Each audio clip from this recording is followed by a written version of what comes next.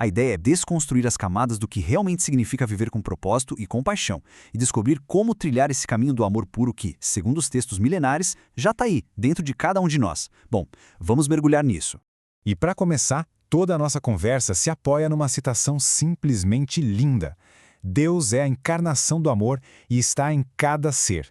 Essa é a premissa central, a base de todo esse guia espiritual. Vamos pensar sobre isso por um instante. O que o texto diz é que essa doçura universal não é algo distante, inatingível, lá no céu, sabe? Ela existe literalmente dentro de absolutamente cada ser vivo. É uma quebra de paradigma total na forma como a gente costuma enxergar o mundo e as pessoas à nossa volta. Então, vamos à primeira parte, a essência do amor puro, a doçura inata que existe no nosso interior. Para não confundir essa essência com um romance passageiro, com um apego emocional, olha que interessante esse termo em sânscrito, Prema Swarupa. A definição literal dele é a encarnação do amor. É fascinante ver como a sabedoria antiga não coloca a presença divina como uma figura autoritária ou punitiva, mas sim como o próprio afeto incondicional. Esse termo deixa muito claro que a nossa identidade fundamental, lá no fundo, por baixo de todo o estresse do dia a dia, é o próprio amor encarnado. E aí que está o ponto crucial, o impacto que isso tem na nossa realidade. Todo ser tem o direito absoluto de partilhar desse amor, sem importar a nacionalidade, a cor, a crença ou a posição social. Essa acessibilidade universal é fantástica. Esse amor interior simplesmente ignora todas as fronteiras e divisões que a gente cria na sociedade. Pensa bem, se a essência é a mesma dentro de todos nós, qualquer exclusão baseada em rótulos perde completamente o sentido, não é mesmo? Avançando para a parte 2, o véu da ignorância. Quais são os obstáculos para a nossa paz interior? Bom, se a gente é feito de puro amor, por que tem tanto conflito por aí? O texto traz uma metáfora visual extraordinária para a gente entender as nossas falhas. Imagina uma fruta. Do lado esquerdo a gente tem a casca amarga, que reúne a inveja, o egoísmo, o ódio, a malícia, a ganância. Do outro lado, contrastando com isso, está o suco precioso, a doçura do amor. As nossas atitudes tóxicas formam apenas essa casca externa, grossa, mas a casca não é a fruta inteira. O que dá sentido para a fruta de verdade é o suco doce que está lá dentro, só esperando para ser descoberto. E isso mostra, de um jeito muito claro, que essas características negativas não são o nosso verdadeiro eu. Essa casca amarga funciona literalmente como um véu de ignorância. Ela só esconde a realidade brilhante da nossa verdadeira natureza. É muito reconfortante perceber que o egoísmo que a gente vê todo dia não é uma falha sem conserto da humanidade. É só uma ignorância passageira. A partir do momento que a gente descasca essa camada, a doçura do amor simplesmente transborda. Entramos na parte 3. Tudo é manifestação divina. A verdade universal. Agora, vamos expandir um pouco a visão para uma escala cósmica.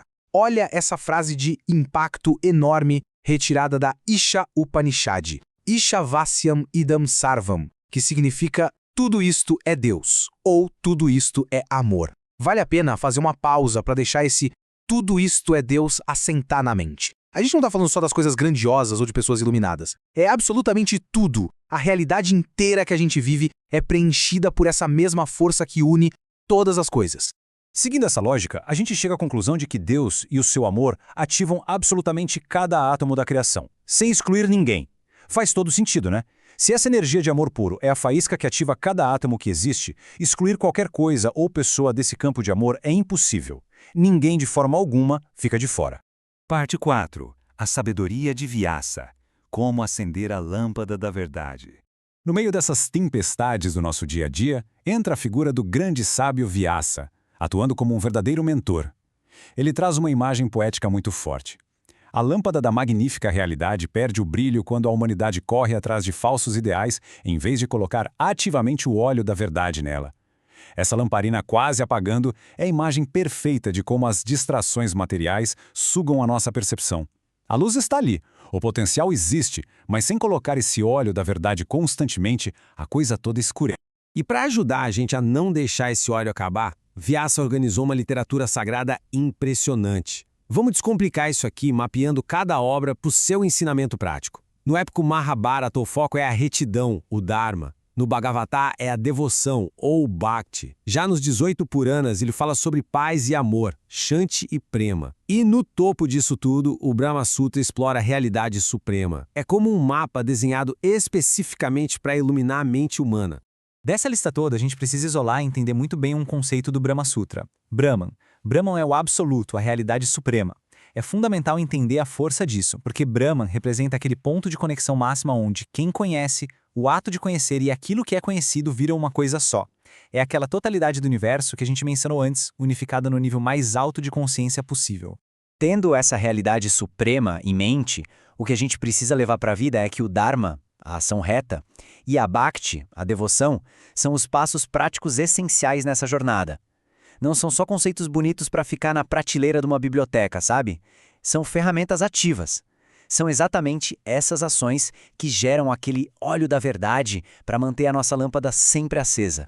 E finalmente a parte 5, a prática do amor, vivendo os ensinamentos no dia a dia. Para trazer tudo isso para a nossa realidade prática, a gente pode olhar para esse contraste que resume todo o comportamento humano. Do lado esquerdo, a gente vê a semência do pecado, que é simplesmente a ação de prejudicar os outros. Do lado direito, a semente do mérito, que é a ação de servir aos outros. Vyasa reduziu as ações humanas a isso. Cada atitude nossa planta uma dessas duas sementes no solo da nossa vida. Isso é um ensinamento puro e simples sobre o amor em ação. Toda essa jornada que a gente percorreu, desde reconhecer o divino embaixo daquela casca de egoísmo até a natureza do universo, se resume nessa regra básica. Se a mesma essência divina está em todos nós, sem exceção, a única escolha lógica é sempre servir em vez de prejudicar. O mais alto conhecimento espiritual vira atitude prática. E para fechar nossa análise de hoje, fica aqui uma reflexão profunda, que é quase um convite. Se o véu for removido e tudo for reconhecido como amor, como a semente do mérito será plantada nas ações de hoje, fica o desafio para pensar em como aplicar essa sabedoria imediatamente nas escolhas do dia a dia, no trabalho, em casa. Afinal, o conhecimento só ganha vida quando vira serviço, na verdade. Muito obrigado pela companhia nesta jornada sensacional. Continuem sempre explorando e até a próxima análise.